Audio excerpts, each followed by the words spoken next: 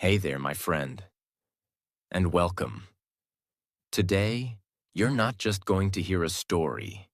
You're going to live inside the life of a man who started with absolutely nothing and became one of the most powerful minds in human history. This is the true story of a poor boy who had no college degree, no money, no fame, and no special help from anyone. But he changed the world with his curiosity, discipline, courage, and unstoppable mindset. His name was Benjamin Franklin. This is not just a history lesson. This is a life lesson. By the end of this story, you will learn how to believe in yourself when no one else does, how to train your mind like a genius, how to build something meaningful from nothing, how to turn your pain into power. And yes, you will also improve your English by listening to one of the greatest true stories ever told. So get ready, because this is not just a story. This is your transformation. Let's begin. Part 1. The Beginning of a Legend. 1706.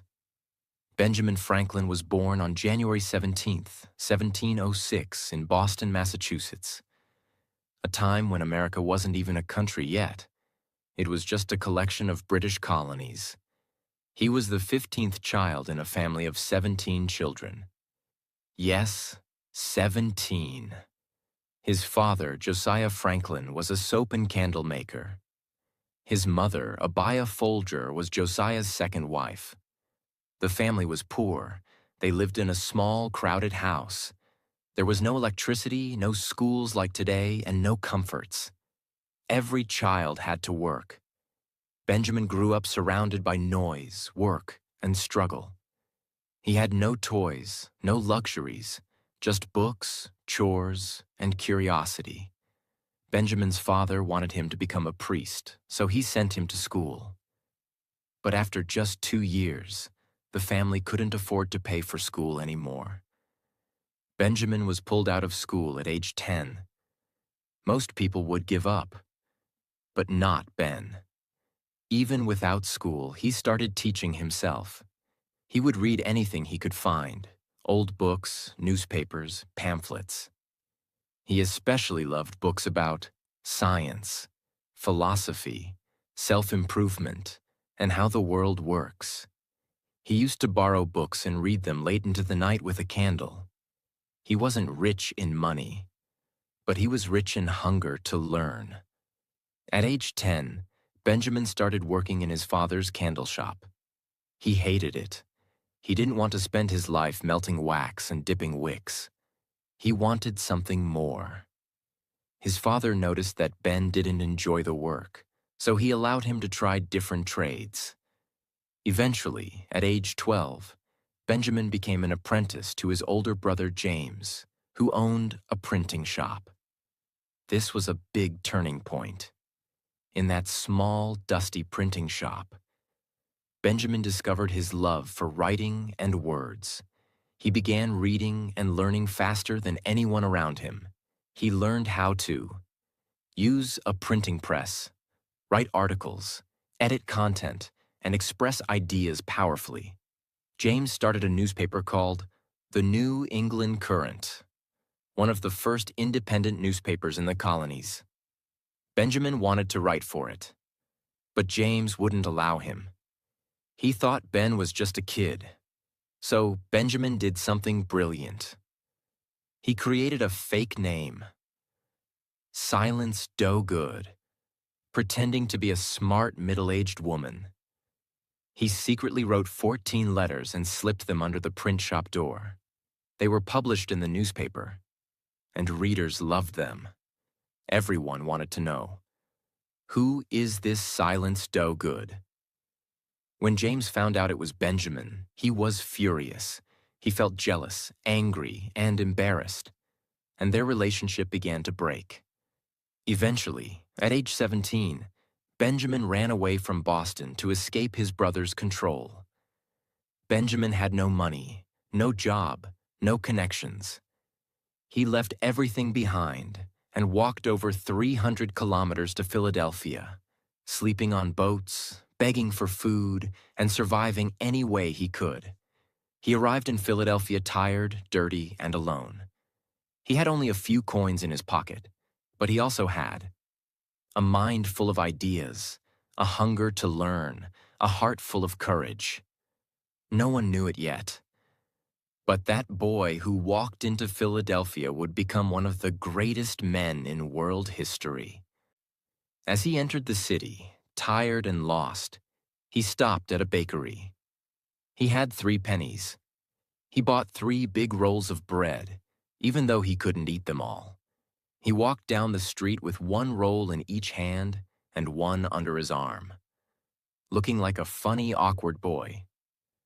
That's when a girl named Deborah Reed, standing at her front door, saw him for the first time. She laughed quietly.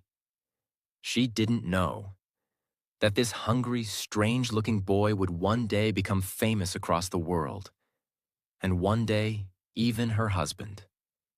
Ben asked around and got a small job at a local printing shop, run by a man named Samuel Keimer. He worked hard, but he also watched, listened, and learned faster than anyone. Ben had a sharp mind, fast hands, and an unstoppable desire to be more than just a worker. He was disciplined. He woke up early. He read at night. He saved money.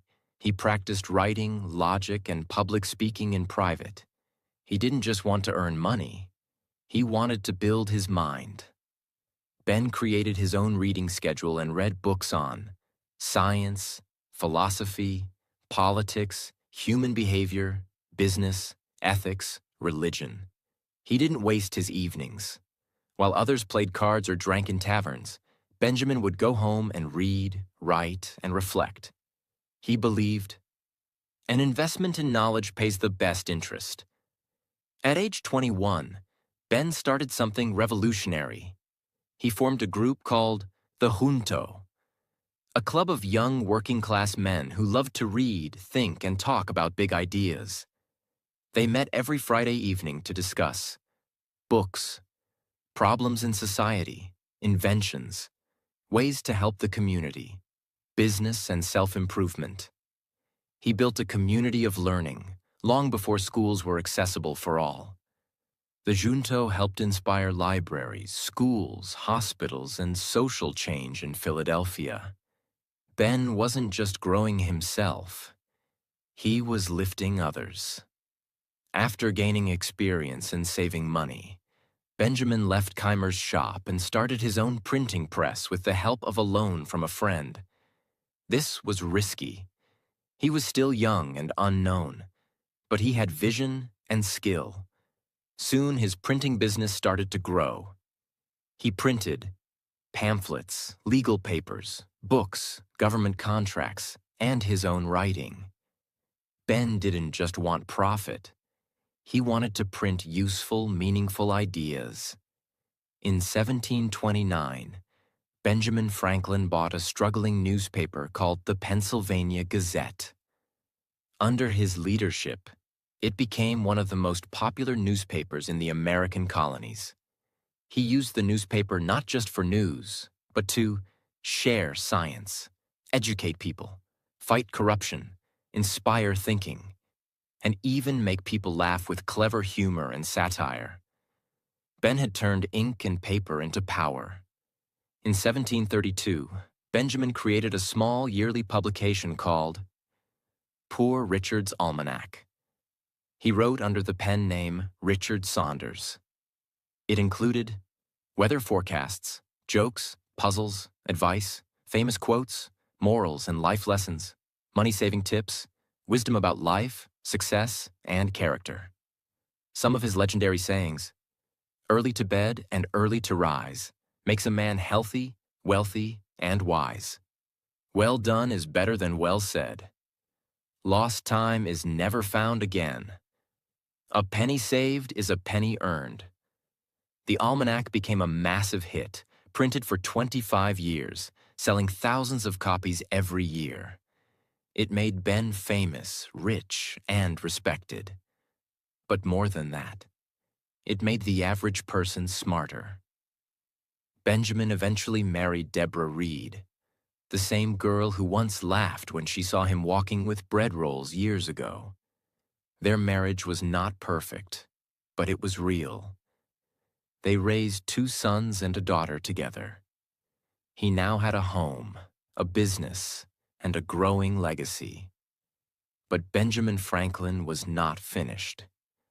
He had already become a successful writer, printer, businessman, and thinker. Next, he would become a great inventor, a visionary scientist, a public leader, and eventually, a founding father of an entire nation. Part 2.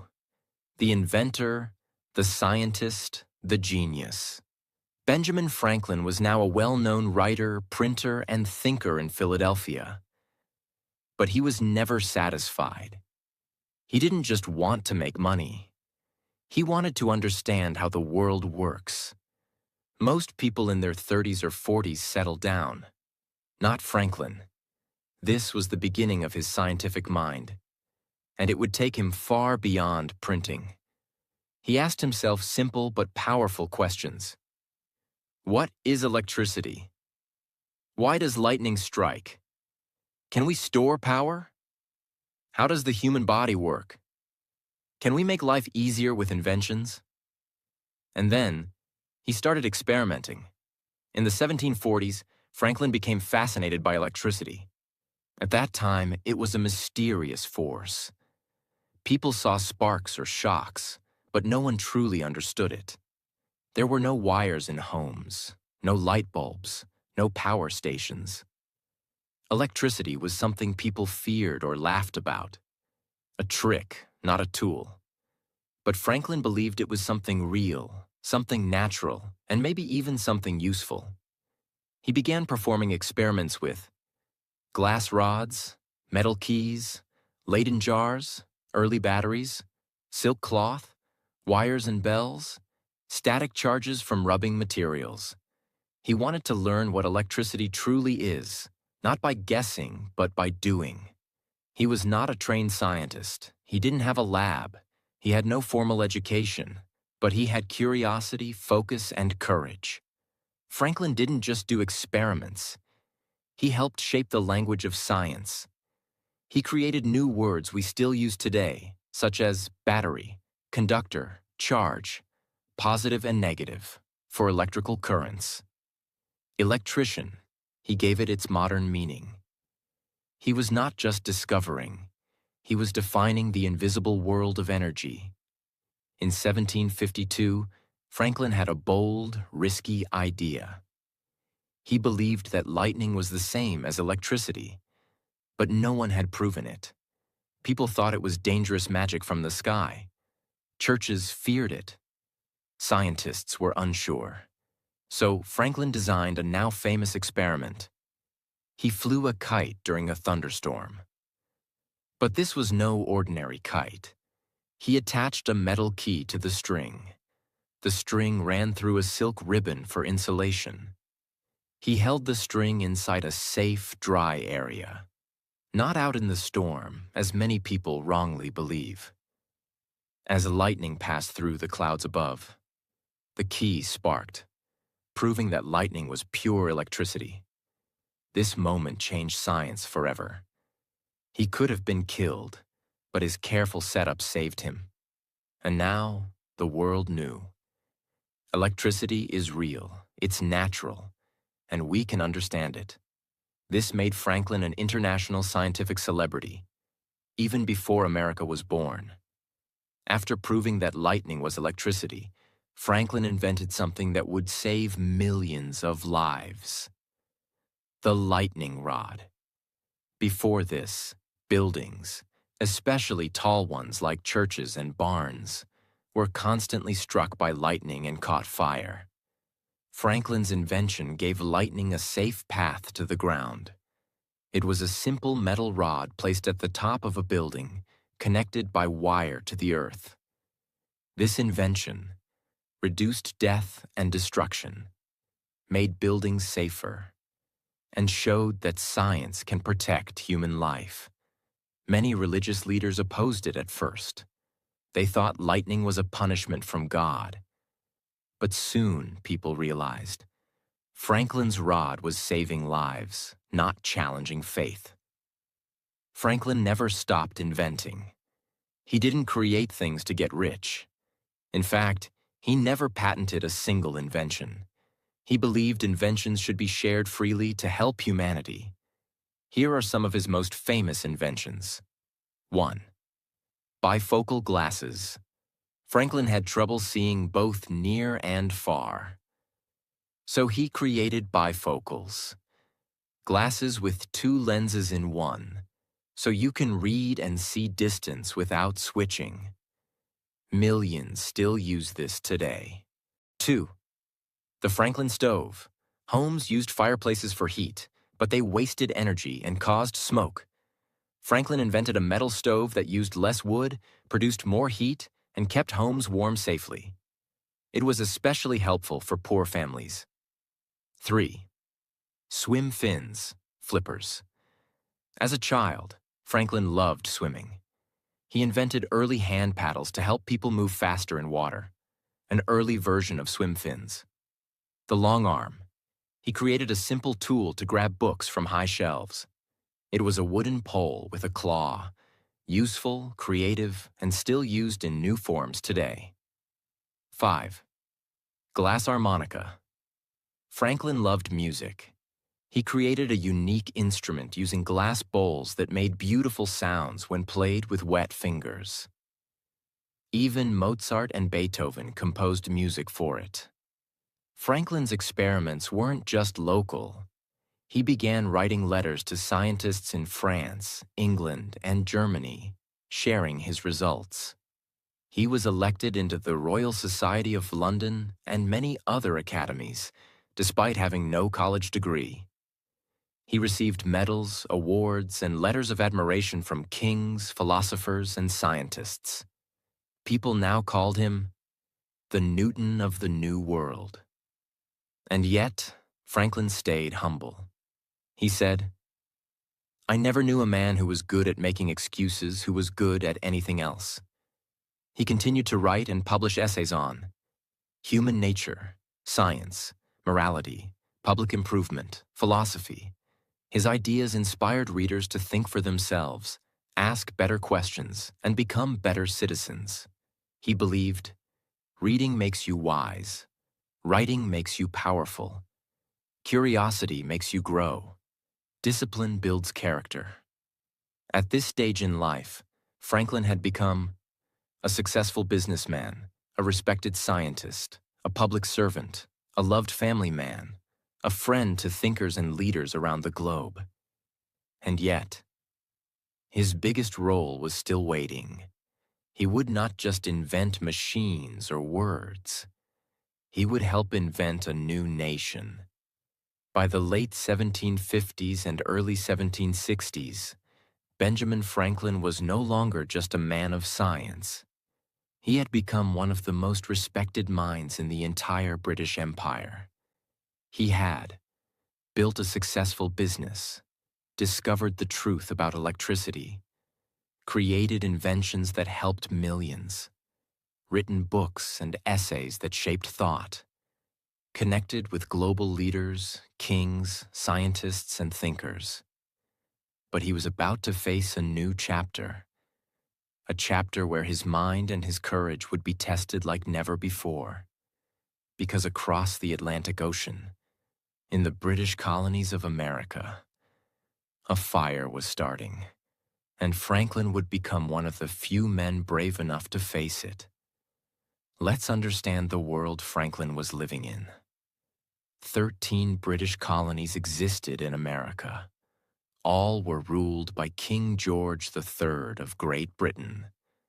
These colonies paid taxes to Britain, but they had no voice in the British Parliament. People began to ask, why should we pay taxes if we don't have representation? Franklin understood this feeling. He had traveled between Philadelphia and London many times. He had spoken in front of kings, ministers, and wealthy leaders. He saw how the rich and powerful in Britain looked down on Americans.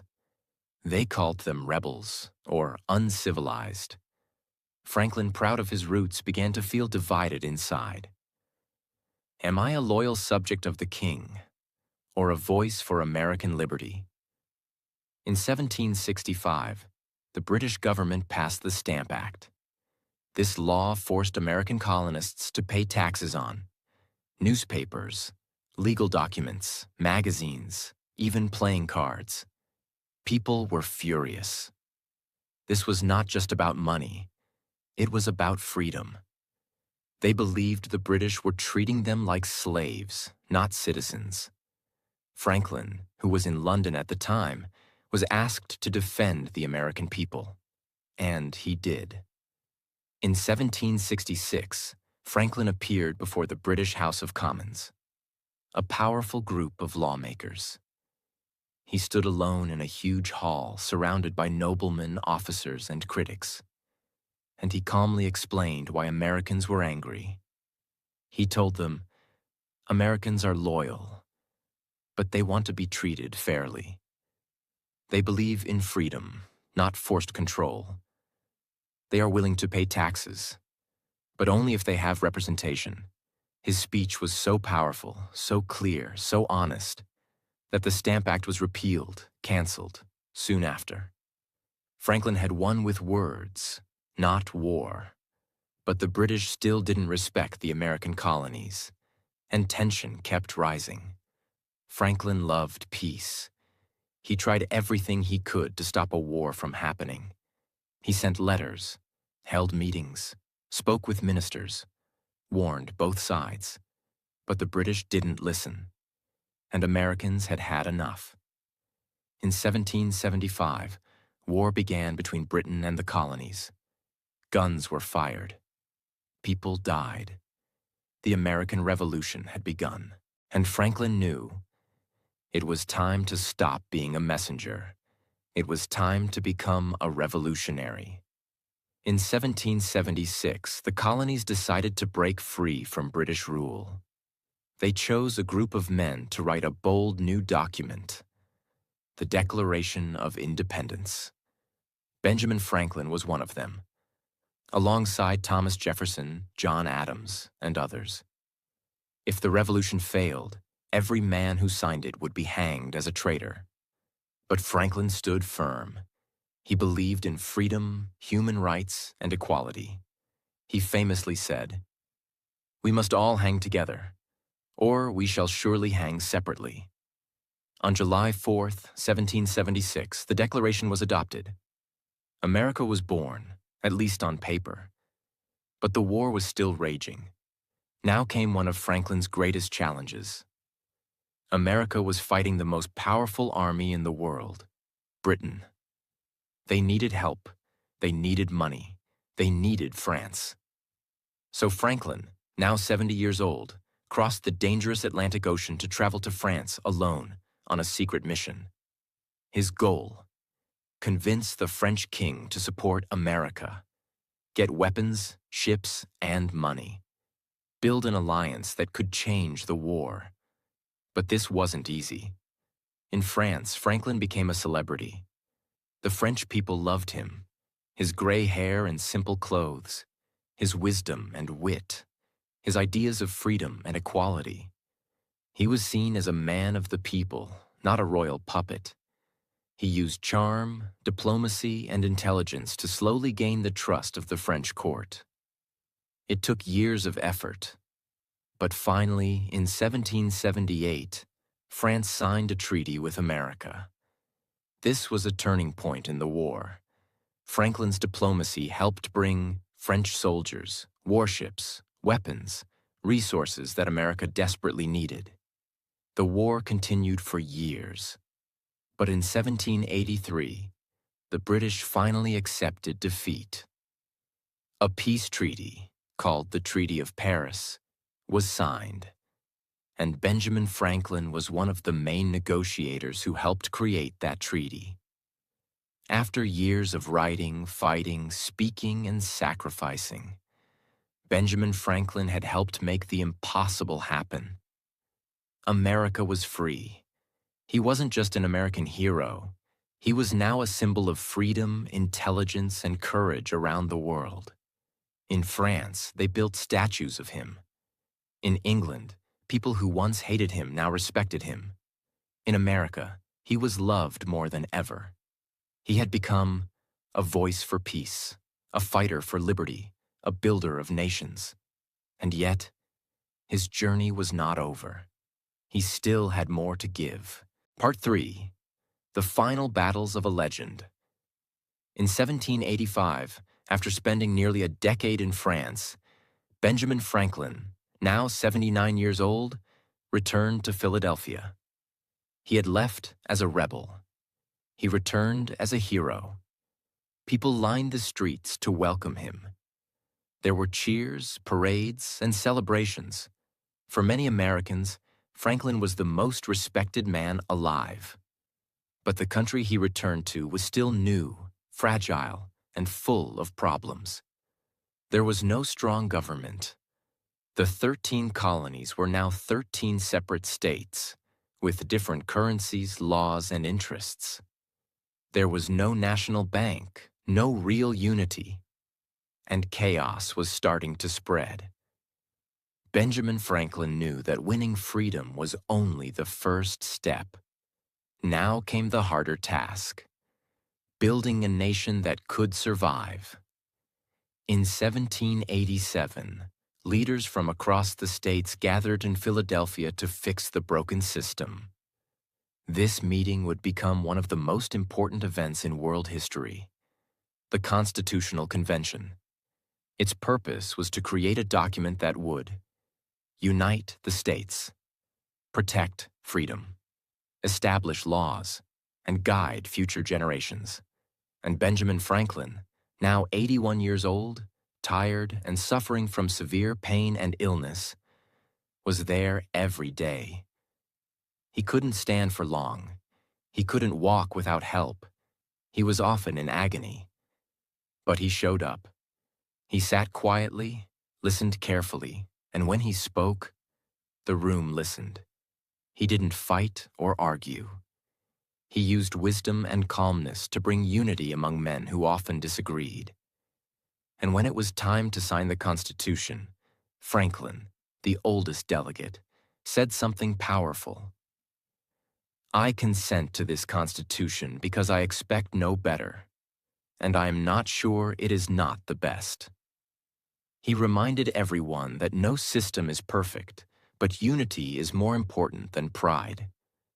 His signature was added, the Constitution was adopted, and America now had a government, a structure, and a future. Most people don't know this.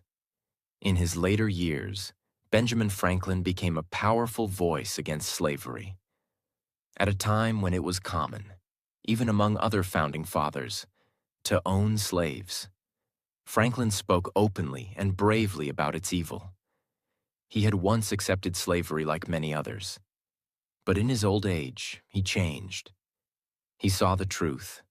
He became the president of the Pennsylvania Society for Promoting the Abolition of Slavery, and he wrote powerful essays calling for the end of slavery, freedom for all people, education and opportunity for former slaves. He believed, justice will not be served until those who are unaffected are as outraged as those who are. Even as his health was failing, he fought for human dignity and equality. This was not politics. This was his heart. During these final years, Franklin also worked on something deeply personal, his autobiography. He didn't write it to show off. He wrote it to teach others how to live better lives. In it, he shared his humble beginnings, his mistakes and failures, his routines, goals, and lessons, his 13 personal virtues for self-improvement, his philosophy on life, learning, money, relationships, and character. It became one of the most read and loved autobiographies in history. Even today, Leaders, thinkers, and learners all over the world read it too. Learn discipline, build good habits, train their minds, and grow from within. His message was simple. You don't need to be born rich to become great. You need curiosity, discipline, and the desire to serve others. By 1789, Benjamin Franklin was in constant pain. He suffered from gout and kidney stones. He couldn't walk. He was often confined to bed. But he never complained. He continued to write letters, share wisdom, and support leaders like George Washington, who had just become the first president of the United States. Franklin was now almost 84 years old. He had lived a life longer than most ever could in his time. But more than that, he had lived a life that meant something. In 1790, just weeks before his death, Franklin wrote one final letter to the U.S. government. He called for the complete abolition of slavery in America. It was a final act of courage, honesty, and humanity. Even on his deathbed, Franklin was still fighting for justice. On April 17, 1790, Benjamin Franklin died peacefully in his sleep. He was 84 years old. The news of his death spread around the world. In France, thousands of people marched in silence to honor him. In America, church bells rang, streets were silent, and tears were shed. In England, even his old enemies wrote words of respect and honor. More than 20,000 people attended his funeral in Philadelphia, the largest funeral in American history at that time. He was buried next to his wife, Deborah, who had died 16 years earlier. His tombstone, which he had written himself, said, "Benjamin Franklin, printer. Not politician, not scientist, not ambassador, not philosopher, just printer." Because that's how humble he was. Even in death, he wanted to be remembered as a simple man who used words and ideas to build something bigger than himself. Franklin died with no titles, no huge property, no throne. But he left behind a free country, a living constitution, millions of lives improved through invention and wisdom, ideas that still guide the world, a message that anyone from any background can rise and lead. He left behind something bigger than any monument, a mindset. Part 4. The Legacy That Never Died. When Benjamin Franklin died in 1790, the streets of Philadelphia, once filled with his voice, his printing presses, his inventions, his footsteps, fell into silence. But this silence wasn't empty. It was a silence of respect, of loss, and of deep reflection. Because the man was gone, but his impact had only just begun. Let's stop and remember what this one man did in one lifetime. He dropped out of school at age 10, taught himself by reading old books, worked as a printer, editor, and publisher, created Poor Richard's Almanac, which became one of the most read books in history, discovered that lightning is electricity, invented the lightning rod, bifocal glasses, and the Franklin stove, created America's first public library, founded the first fire department, the first hospital, and the first public university in Pennsylvania, formed the first mutual insurance company, negotiated with kings, spoke in parliaments, and helped win America's independence, wrote and signed the Declaration of Independence, Treaty of Paris, and the U.S. Constitution, opposed slavery, inspired people across the world to believe in freedom, knowledge, and progress.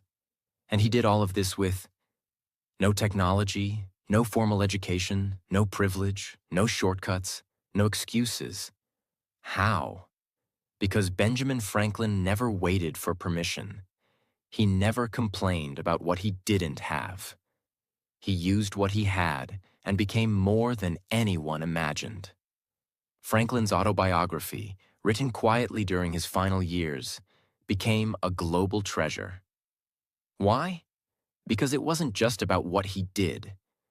It was about how he thought, how he lived, and how anyone could become great. He didn't say, "Look how amazing I am." He said, "Here's what I learned. Now you try." He listed 13 personal virtues that guided his daily life. 1. Temperance, control over food and drink. 2. Silence, speak only what's helpful. Third order, organize your time and space. Fourth resolution, decide, then act. 5. Frugality, spend only on what helps. Sixth industry, always stay productive. 7. Sincerity, be honest and kind. 8. Justice, do what is right. 9. Moderation, avoid extremes. 10. Cleanliness, keep yourself and surroundings neat. 11th. Tranquility, stay calm during storms. 12th. Chastity, respect relationships. 13. Humility, imitate Jesus and Socrates. Franklin tracked these daily in a notebook, aiming to improve one virtue each week. This wasn't about being perfect. It was about growth, character, and self-discipline. People all over the world, even now, use this simple system to transform their lives. You may not realize it, but some of the quotes and sayings we use today came from Franklin's pen, like, "Time is money." "An ounce of prevention is worth a pound of cure." "A penny saved is a penny earned." "Tell me and I forget. Teach me and I remember. Involve me and I learn." "Well done is better than well said." "He that can have patience can have what he will." "Never leave that till tomorrow, which you can do today." These aren't just quotes. They are life tools, given to us by a man who lived them. His influence on the modern world. Let's break it down even more. 1. Education. He helped create the first public library and university. Today, millions have access to knowledge because of his belief in free education. 2. Science. His work with electricity led to the discoveries that gave us light bulbs, circuits, batteries, power plants, and more. 3. Freedom. He helped write the documents that created the United States of America, the most powerful democracy in the world. Values. He proved that you don't need money to be rich in ideas. You don't need a degree to become a genius. You don't need status to make history. Even today, you'll find his name on schools, universities, cities like Franklin, Tennessee, bridges, libraries, monuments, and most famously, on the U.S. $100 bill. Why the $100 bill? Because he represented value. Not just money, but mental value, moral value, and human value. He earned his place there not through power, but through principle. Franklin once wrote, "If you would not be forgotten as soon as you are dead and rotten, either write things worth reading or do things worth writing." These are not just tips. These are real principles from a real life, lived with discipline, courage, and purpose. Each lesson is explained in simple English, so even beginners can understand and feel the power. 1. You don't need to be born rich. You just need to stay curious. Franklin was born in a poor family with 17 children and had to leave school at age 10. But he became a genius because he never stopped asking questions. He wanted to understand how things worked. He wanted to learn, not for marks, but for meaning. Lesson. Curiosity is more powerful than money. Never stop learning. 2. Read more than you talk. Franklin became wise because he read constantly. He borrowed books, read at night, and absorbed ideas from others. Even as a teenager, he didn't waste time gossiping. He read about the world. Lesson. If you want a better life, fill your mind with better thoughts. 3. Don't wait to be perfect. Just start. He started writing when no one believed in him. He published articles under a fake name. He ran away from home with nothing and figured life out on the journey. Lesson: you don't need all the answers to begin. You just need to begin. 5. Create value before you chase money. He never chased wealth first. He chased usefulness, printing wise ideas, inventing helpful tools, serving the people. Money followed him because he created things people needed. Lesson: become valuable, and value will chase you. 5. Speak less, do more. He believed in action, not just big talk. He said, "Well done is better than well said." He never wasted words. He used his energy to build, write, create, lead. Lesson: don't try to impress people. Impact them by what you do. 6. Track your habits. Improve yourself daily. Franklin created a personal system of 13 virtues and tracked them every day. This helped him stay disciplined, focused, honest, strong. Lesson: success is not one big act. It's small, good habits repeated daily. 7. Stand for what's right, even if you stand alone. He stood for freedom, truth, and human dignity, even when it was unpopular. He fought against slavery. He risked his life by signing the Declaration of Independence. He spoke truth to kings and stayed loyal to the people. Lesson: don't be afraid to speak up, even when it's hard. 8. Age is never an excuse. He was 70 years old when he crossed the ocean to win France's support. He was 81 when he helped write the U.S. Constitution. He worked till his last breath. Lesson: if your soul is strong, your age doesn't matter. 9. Give more than you take. Franklin never patented any invention, not even the lightning rod. He believed inventions were meant to serve humanity, not make him rich. He gave his knowledge freely. He gave his life fully. Lesson: the more you give, the greater your legacy becomes. 10. Leave behind more than just money. Leave wisdom. Franklin didn't leave behind a mansion. He left behind a nation, a mindset, and a model for living wisely. His legacy lives through ideas, virtues, and the example of self-made greatness. Lesson: live in such a way that your story becomes someone else's inspiration. You've heard the story of Benjamin Franklin. Now the question is not, how great was he? The real question is, what will you do now? You are not too poor. You are not too late. You are not too weak. You are not too uneducated. You are not too broken. You are powerful. But you must believe it and build it like Franklin did. Start with what you have. Build with what you know. Learn from your mistakes. Serve others. Wake up early. Be useful. Create more. Complain less. Stay curious. And keep going. Because if a candlemaker's son with 2 years of schooling can change the world, why not you? Thank you for watching this story. Now go live a life worth remembering. Your legacy begins today.